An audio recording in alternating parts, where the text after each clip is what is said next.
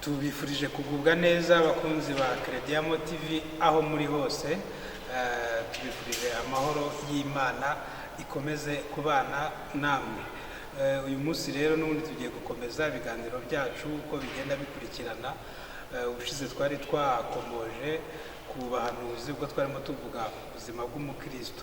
Nagira ngo rero uyu munsi n'undi umutumirwa wacu mumaze kumenyera agiye kutubwira ku bahanuzi, atubwira ibintu abahanuzi bavuga kandi bitari bikwiye. Kwibutsa gukora subscribe wowe utarayikora, ngushimira cyane wowe wayikoze. Wowe utarayikora rero kanda ahantu hari subscribe kandi kunzogera, hanyuma uzajye ubona ibiganiro byacu tukibishyiraho bitarasaza.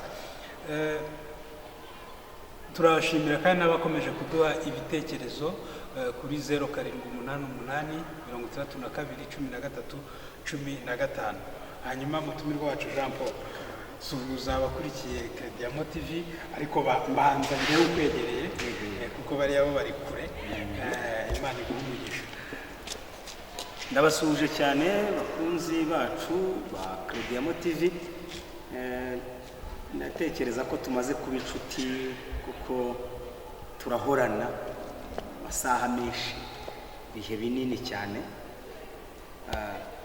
Kubw'ibyo rero ndagarutse nk'uko bibemereye ko nzajya ngaruka igihe bantumyeho kugira ngo nze tuganire kuri uru rugendo rujya mu ijuru, uruku kubana n'Imana neza, kugira ngo tubashe kubabwira ibintu Satani yadukanye muri iyi minsi akabyereka abakristo kandi akabibaha, barangiza ntibamenye ko bizanywe na Satani, noneho bakabyakira nkaho bivuye ku Mana.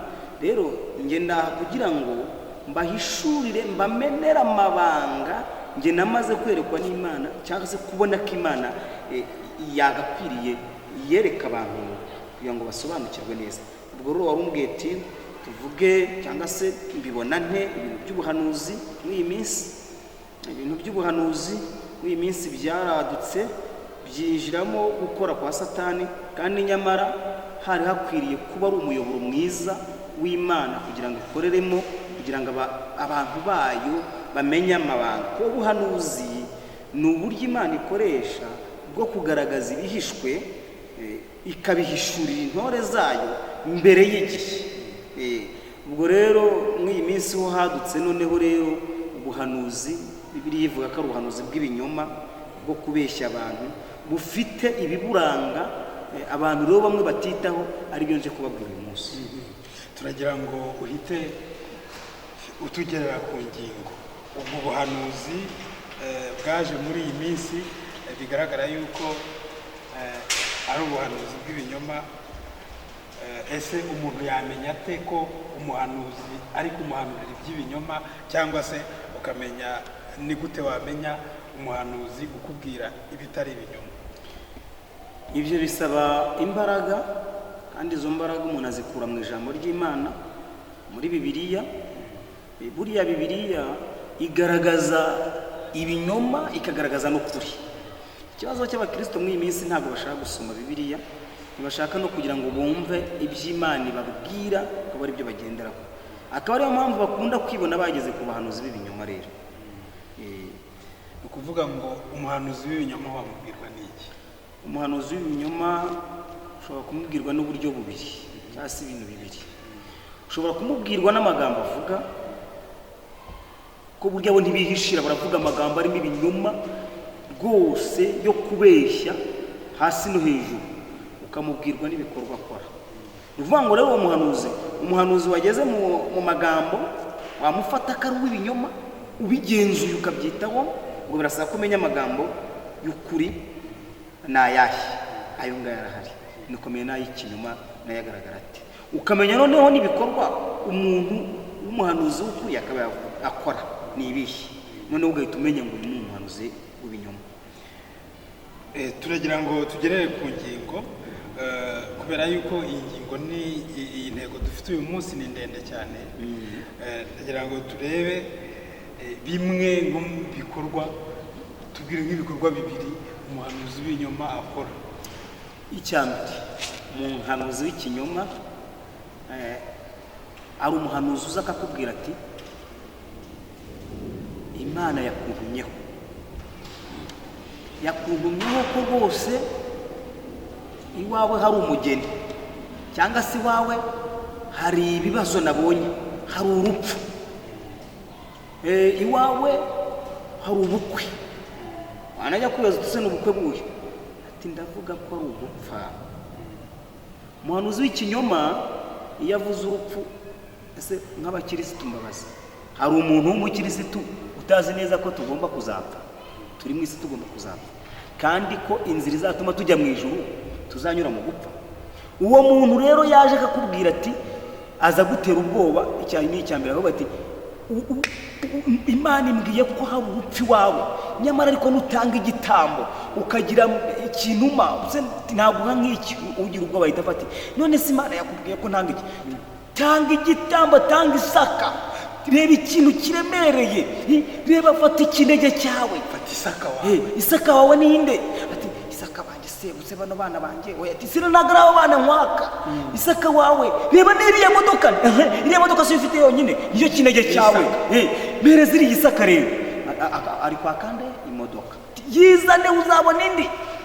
Ubwo yamara kuvuga atyo, umuntu utazi ibyanditswe abeshywe ko Imana yamubwiye ko ngazapfa, ariko n'ubundi azapfa. Noneho ngo kugira ngo bihagarare, ngo natanga ikinege, natangiye ayo mafaranga, natange iyo modoka, natange ibyo bintu uwo muhanuzi ari bwitwarire, noneho ngo Imana ikureho ibyo bintu. Noneho ukibaza umuntu utareba kure ahita asimbukira hejuru. Ariko nyamara utekereje neza, umuntu uri kukwaka imodoka yawe ngo ayijyane, ese ko afite ubushobozi bundi bwo guhindura icyo Imana yapanze ku buzima bwawe? Umukirisitu ugukuriye yakaba yasobanukirwa ngo icyo Imana niba Imana yapanze urupfu kuri njyewe, nta mwana w'umuntu wundi ushobora kugenda ngo abitandame mo hagati ngo avuge ngo Imana ubwo yarapanze urupfu ruvuyeho. Ntabwo byashoboka. Icyo ni kimwe. Aramutse akubwiye yuko Hezekiya yabwiwe yuko agiye gupfa, hanyuma akagira uko abigenza. Hezekiya yatumweho kagiye gupfa. Hezekiya hari ubwo yasanze umuntu, ahubwo Hezekiya yaragiye asenga iki? Imana. Gusenga, nongere mbibibutse, ni ukuvugana n'Imana. Hezekiya we kuko yumva ko urupfu ruturuka ku Mana, we yisangiye Imana ati Mana, nakoze ibi bintu n'ibi byinshi cyane, yewe ntabwo ubwo ntari mpari. Ashobora no kuba yareretse Imana ko afite n'ibindi bintu ateganya gukomeza kuyikorera, imwongera igihe, ubwo yayikoreye neza, imwongera igihe indi myaka 15 ku buzima bwe. None wowe rero umuntu arakuvuga ati urapfuye, nawe uti ngo warakira ntapfa. None suriya muntu arakubuza gupfa. Ubwo iryo ni ryo tandukaniro riri hagati y'icyo Hezekiya yakoze n'icyo uwo mukristo akora. Bivuze ngo abakristo ntabwo bakwiye gushukwa hishingikirijwe amagambo yo muri Bibiliya. Yego. Hanyuma uravuze uti barababwira ngo nimutange Isaka. Hanyuma abantu uduha urugero rw'uko hari ushobora gusanga batanze kimwe mu byo utunze gihenze kuko ugifite cyonyine, hanyuma akaba ari wo mutego. Ese kubera icyo abakristo badatekereza ko harya ninde bagiye gutanga Isaka? Ni Aburahamu ngira ngo agiye gutanga Isaka, yageze hari agomba kumutangira, hanyuma Imana imuhereza icyo ari busimbuze Isaka. Kubera iki badashobora kwibaza impamvu niba yaragiye gutanga imodoka, Imana idashobora gusimbuza ya modoka? Abakristo ni iki kibazo? Ibyo nabyo ahubwo bagakwiye kugera no ku rwego rwo gutekereza ngo icye ndahimana, ahubwo bakwiye kubatekereza ngo wibundiye umuntu ibintu ambwiye yaje agamije iki? Kuko abantu bazana iterabwoba mu buhanuzi, ko baza ngo ubuhanuzi ari guhishurirwa n'Imana, akaza abeshyarwa yagize ate ayishuriwe. Wari wambajije ngo ngira ikindi navugaho kigaragaza ubuhanuzi bw'ibinyoma. Ubwo nayo mvuze ngo iterabwoba, kubeshya ko Imana yababwiye ko bari bupfe nibatagira icyo batanga. Hari n'uza agatangira kuvuga ko Imana yamweretse ko ahari ishyano ari ku mubiri we, wenda urugero nk'abagore, ati ndagira ngo gukuremo abo badayimoni, kavuga ngo abadayimoni bari mu gitsina.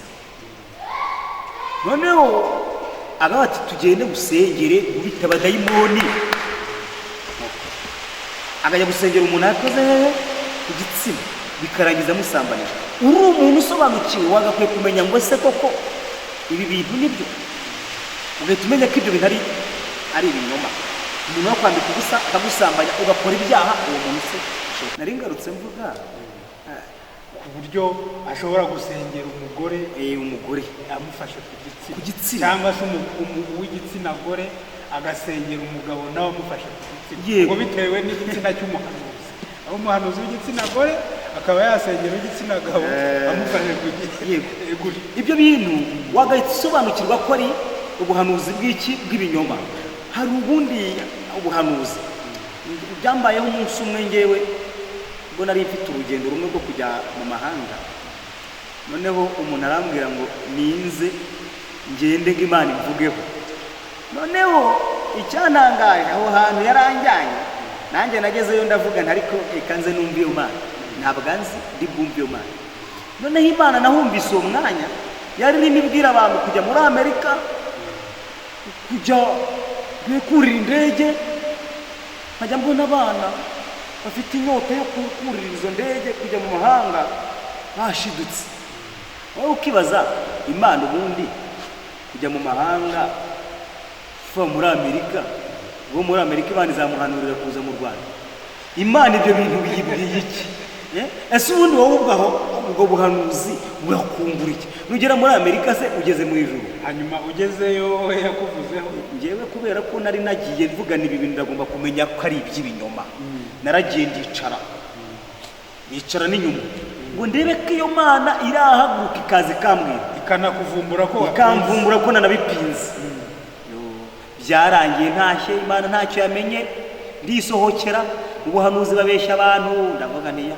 Hanyuma ugenda mbere ya huyo n'abandi barasoje, ndavuga ni ngaho sibirangiye nta kivuze. Ndavuga hari ababwiwe yuko bagiye kujya hanze, bagiye kujya mu mahanga, wowe ntacyo bakubwiye, uva aho ngaho witegura urugendo ugenda. Babandi n'uyu munsi baragiyeyo kugira gute? Ni ukuvuga ngo ubwo buhanuzi ni ibinyoma. Nende mbereka ibintu by'ubuhanuzi bw'ibinyoma. Ubuhanuzi bw'ibinyoma bushingiye ku bintu bidafite icyo bimariye Imana. Ubundi guhanura Imana ntabwo yafata ubuhanuzi bwayo ngita umwanya mu bintu twe tuzi. Imana yo iraduhishurira ibyo tugize dute tutazi, kandi biri mu bumana bwayo biyifitiye n'inyungu n'umumaro, bifite icyo biri gutumarire. Ntabwo Imana yadufata ngo iduhishurire, iduhanurire ibintu n'ubundi buri wese abona. Icyambere umupagani yagera muri Amerika, my friend, yajyayo rwose akurira indege akigira gusambanirayo, akurira indege akajya kwiba muri Amerika. Wowe ngo none mujya kwicirayo umuntu, warangiza ngo Imana ikubwiye kujya muri Amerika ngo ubwo ni igitangaza ngaraguhanuriye. Kubwo ko yakubonye akana ashaka kugukuraho, kuko uwo mwanya yakimara kuvuga ibyo hari ikirahita gusaba gutanga. Tanga ituro, shimira Imana kuko ikuhishuriye ibintu bikomeye.